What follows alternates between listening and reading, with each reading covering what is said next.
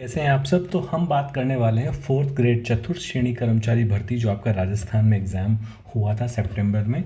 उसमें जो cut off के बारे में हमने बात की थी, पहले भी बात की थी, लेकिन अब इस वीडियो में हम बात करने वाले हैं कि जो पदों के बारे में जो बात आई है कि पद जो बढ़ने वाले हैं, उन पद बढ़ने पर अब जो कट ऑफ पे क्या प्रभाव पड़ेगा। और 50,000 पद जब थे जो शुरू में जो हमारे डिक्लेयर हुए थे नोटिफिकेशन में, तब क्या कट ऑफ थी, और 70,000 पद होने के बाद अब क्या कट ऑफ हो जाएगी। इनका हम बैलेंसिंग एक्ट देखेंगे, तुलनात्मक तरीके से समझेंगे कि कट ऑफ में कितना डिफरेंस आएगा, और एग्जैक्टली मैं आपको रेंज बताऊंगा जो रेंज हमने पहले डिस्कस की थी उस रेंज में कितना फ़र्क आएगा, कैसे आएगा, क्यों आएगा। एग्जाम्पल साइंटिफिक तरीके से मैं आपको बताने वाला हूँ। तो अगर आपने एंड तक वीडियो देखा तो कट ऑफ के वीडियो तो आपने काफ़ी सारे देखे होंगे, लेकिन इसमें साइंटिफिक तरीके से मैं आपको फॉर्मूला ही बताऊँगा कि कैसे हमने कट ऑफ निकाली और कैसे उस नंबर पर हमने पहुँचे हैं। ठीक है, तो वीडियो को स्टार्ट करते हैं।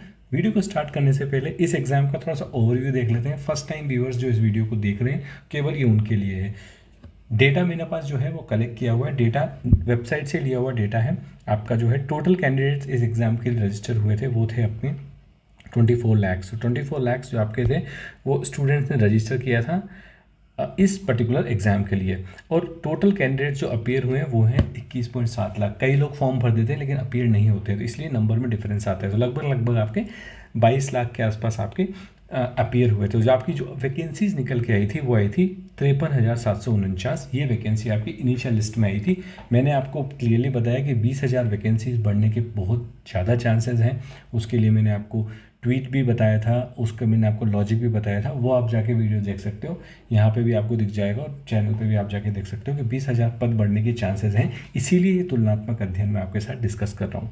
ठीक है, अब सबसे पहले बात करें कि अभी 50,000 पे हमने ये कट ऑफ ऑलरेडी बताई थी। ये कट ऑफ अभी भी है।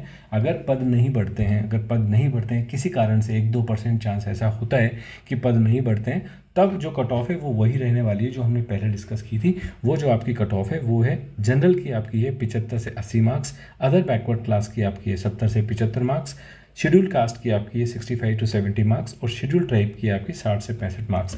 ये रेंज इतनी ज़्यादा क्यों है? रेंज का कारण होता है क्योंकि सैम्पल साइज़ बहुत छोटा होता है। लगभग आप सोचो जब 21 लाख लोगों ने एग्ज़ाम दिया और मेरा जो सैम्पल साइज़ था वो लगभग 5,000 के आसपास। यूट्यूब कमेंट्स से मैं आपको बताऊंगा मैंने कैसे कट ऑफ निकाली थी, और बाकी वेबसाइट से देख के नॉर्मलाइज़ किया था उसको, उस हिसाब से रेंज थोड़ा सा मैंने निकाला था। लेकिन अगर आप इसका एवरेज लेके देखो, जो स्टूडेंट 80 प्लस पे हैं उनको तो खैर कोई हायर रेंज के आसपास है, उनको तो कोई घबराने की ज़रूरत ही नहीं है। लेकिन आप इसका एवरेज भी निकालते हो तो आपका एवरेज लगभग निकल के आता है 77 मार्क्स के आसपास। तो ये एक ऐसा जोन है जहाँ पे आप बॉर्डर पे हो। 1x में आपका नंबर, 2x में तो आपका नंबर कंफर्म आ ही जाएगा, 1x में भी आपका नंबर इसमें आ सकता है। 1x 2x में आपको अगर कन्फ्यूजन है, जो लोग पहली बार देख रहे हैं, एक्सपीरियंस लोग तो समझते हैं, वो 2x वाला वीडियो भी मैंने अपलोड किया हुआ है, वहाँ जाके देख सकते हैं 1x और 2x में क्या डिफरेंस होता है, 2x आवेदन क्यों मंगवाए जाते हैं, वो भी मैंने वहाँ पर आपको समझाया हुआ है। ठीक है, तो ये हो गई आपकी बात इसकी।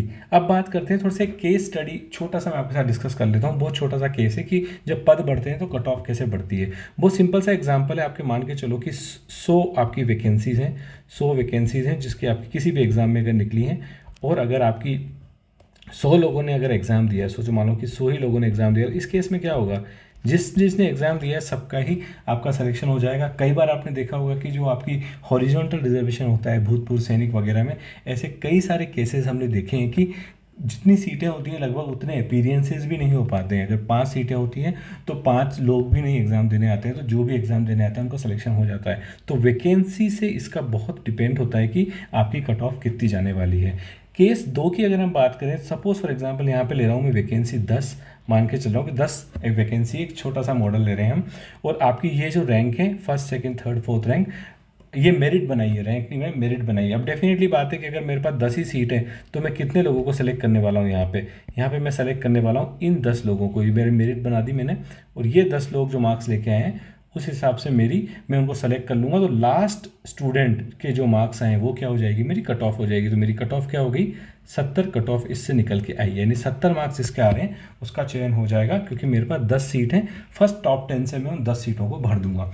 लेकिन अगर मैं पद बढ़ाता हूँ, जो कि मैंने आपको बताया कि कंफर्म पद बढ़ेंगे, ये पद मैं बढ़ा के कर देता हूँ 15। अगर मेरे अब 15 पद हो गए तो अब मेरे को 5 स्टूडेंट और चाहिए। कहाँ से लाऊंगा? डेफिनेटली मैं 11, 12, 13, 14, 15 पे जाऊंगा। तो फिर मैं क्या करूंगा, उस वाले केस में मैं इन स्टूडेंट्स को भी इंक्लूड करूंगा। अगर मैं इन स्टूडेंट्स को भी इंक्लूड करता हूँ तो ऑटोमेटिकली मुझे जो है कट ऑफ 66 हो जाएगी। तो कट ऑफ कितनी होगी? 66 होगी। तो आपने देखा होगा कि जब पद बढ़ते हैं तो कट ऑफ ऑटोमेटिकली कम हो जाएगी। रॉकेट साइंस की कोई बात नहीं है, पर जस्ट मैंने आपके लिए केस लिया है आपको समझाने के लिए। अब आ जाते हैं हमारे मेन मुद्दे पे कि कट ऑफ को निकालते कैसे हैं। ये एक्सपेक्टेड कट ऑफ है, ठीक है। ये क्या होता है? आपका एक अनुमान होता है। मैंने आपको बताया सैंपल साइज बहुत कम होता है, जैसे कि 21 लाख लोगों ने एग्जाम दिया, लेकिन जो सैंपल साइज था इस कट ऑफ को निकालने का वो लगभग 5500 के आसपास था, 5300 के आसपास। और ये क्या सैंपल साइज था? मेरा जो कट ऑफ निकालने का तरीका है वो दो है। एक तो अक्रॉस द वेबसाइट जो कट ऑफ होती है मैं उनका नंबर ले लेता हूँ, और यूट्यूब पे जो कमेंट्स होते हैं उनमें कमेंट डिफरेंट जो बड़े बड़े चैनल हैं उन पे कमेंट्स करते हैं, अपने अपने मार्क्स बताते हैं सारे जिन्होंने भी एग्ज़ाम दिया है। तो उनके मार्क्स को मैं नोट करके, क्योंकि मैं एक बाई प्रोफेशन में एक डेटा साइंस इंजीनियर हूँ, तो मैं उससे थोड़ा सा अपना जो भी प्रोग्राम छोटा लिख के मैं सेग्रीगेट करके बनाता हूँ। उससे मैं निकालता हूँ 5000 के सैंपल से कि कितने लोग जो हैं उसको अगर प्रोजेक्ट किया जाए, उस सैंपल को 5000 के सैंपल को अगर प्रोजेक्ट किया जाए 21 लाख वाले सैंपल पे, तो कितने लोग आपके जो हैं कट ऑफ निकल के आएगी। और यहाँ पे मैं जो कट ऑफ है उस पर भी डिपेंड करती है कि पद कितने हैं। ये पद 50,000 है, तो मैंने जो कट ऑफ निकाली थी वो 50,000 के हिसाब से निकाली थी। ये एक आपका प्रोजेक्शन होता है, इसीलिए आपकी रेंज थोड़ी सी ज़्यादा आती है क्योंकि आपका सैंपल साइज छोटा होता है। लेकिन अब ये बात समझ में आ गई। लेकिन इसी प्रोजेक्शन को, इसी डेटा को हम जब प्रोजेक्ट करते हैं नई डेटा पे, यानी कि अगर 70,000 पद पे प्रोजेक्ट करते हैं, मैंने आपको यहाँ पे केस बताया, ऑटोमेटिकली कट ऑफ क्या है? कम हो जाती है। इसलिए आपकी 70,000 अगर पद होते हैं, 20,000 पद होते हैं जिसके चांसेस 90 से 95% के आसपास हैं, तो कट ऑफ क्या हो जाएगी वो मैं आपको बता देता हूँ। तो उसके बाद आपकी कट ऑफ है ये नहीं रहने वाली है। डेफिनेटली आपकी कट ऑफ ये 50,000 वाली कट ऑफ है। 70,000 वाले केस में आपकी जो कट ऑफ है वो मैं नई कट ऑफ आपको बताने जा रहा हूँ। वो हो जाएगी आपकी जनरल कैटेगरी की 71 से 75 मार्क्स, ये आपकी कट ऑफ रहने वाली है। और अगर अदर बैकवर्ड क्लासेस की बात करूं तो वो रहने वाली है 65 टू 69। और शेड्यूल कास्ट की अगर मैं बात करूं तो वो आपकी रहने वाली है 59 टू 64। और अगर मैं बात करूं शेड्यूल ट्राइब की तो ये आपकी कट ऑफ रहने वाली है 55 से 59। अगेन एक बात और बता देता हूँ, यहाँ पे मैं बात कर रहा हूँ नॉन टीएसपी की, ठीक है। मैं टीएसपी कैटेगरी की बात नहीं कर रहा हूँ। टीएसपी कैटेगरी की कट ऑफ और थोड़ी कम हो जाती है। अक्रॉस द ये जनरल एससी एसटी में टीएसपी जो क्षेत्र है उस पर कट ऑफ और कम हो जाती है क्योंकि उसका रिजर्वेशन होता है और एप्लीकेंट ही बहुत कम होते हैं। तो मैंने आपको बताया था ये वाला केस ऑलरेडी कि अगर applicant he number of seats के बराबर आ जाते हैं तो कट ऑफ और थोड़ी सी हमारी कम हो जाती है। ये सीधा एग्जाम्पल है, टीएसपी एरिया में ये वाला एग्जाम्पल आपका लगता है।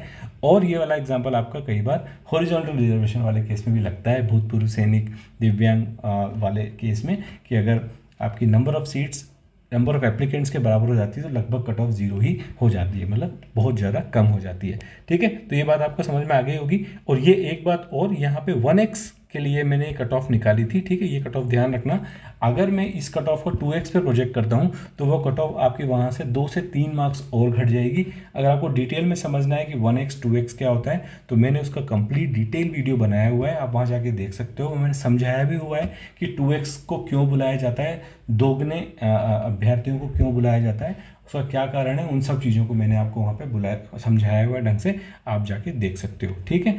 तो इस वीडियो में मैं आपके साथ ये इंपॉर्टेंट इन्फॉर्मेशन ही शेयर करना चाह रहा था। अगर आपको किसी इन्फॉर्मेशन में डाउट है तो आप मेरे को कमेंट सेक्शन में ज़रूर बता सकते हो। अगर कोई आपको फॉर्मूले में कोई दिक्कत है, और भी कोई दिक्कत है, या किसी और इन्फॉर्मेशन पे आपको वीडियो बनवाना है तो वो भी आप कमेंट सेक्शन में मुझे बता सकते हो, ठीक है। तो इस वीडियो को तो हम यहाँ पे एंड करते हैं। धन्यवाद, थैंक यू।